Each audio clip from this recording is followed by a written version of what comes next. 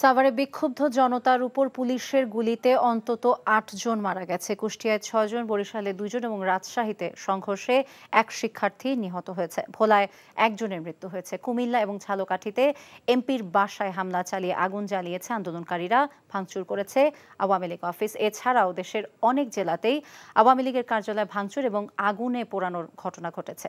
প্রতিনিধিদের পাঠানো তথ্য ছবিতে আহমেদ শরীফের ডেস্ক রিপোর্ট। সাভারে শিক্ষার্থীদের লক্ষ্য করে পুলিশের উপর্যুপরি গুলিতে সোমবার সন্ধ্যা পর্যন্ত মারা গেছেন নারীসহ ৮ জন। গুলিবিদ্ধ হয়ে হাসপাতালে ভর্তি হয়েছেন সাংবাদিক, শিক্ষার্থীসহ ১৫০-রও বেশি মানুষ।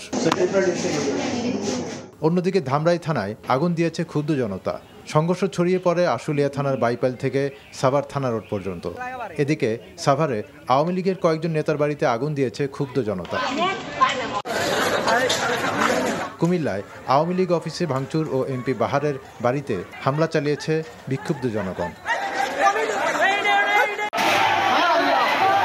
নওগাঁ সদর আসনের এমপি ও চেম্বার সভাপতির বাসভবন ও ব্যবসা প্রতিষ্ঠানে আগুন দিয়েছে বিক্ষুব্ধ জনগণ।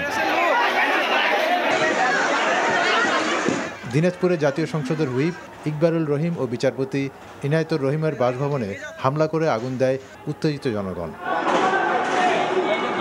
ভোলায় আওয়ামী লীগ ও পুলিশের সাথে শিক্ষার্থীদের দফায় দফায় সংঘর্ষে গুলিবিদ্ধ হয়ে একজনের মৃত্যু হয়েছে।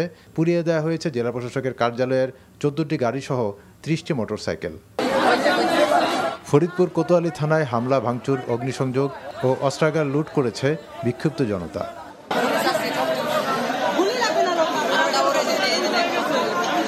এছাড়া মাগুরা ও পিরোজপুর সহ আরও কয়েকটি জেলায় আওয়ামী লীগ অফিস ও নেতাদের বাসাবাড়িতে ভাঙচুর করে ক্ষুব্ধ জনতা। আহমেদ শরীফ, NTV নিউজ ডেস্ক।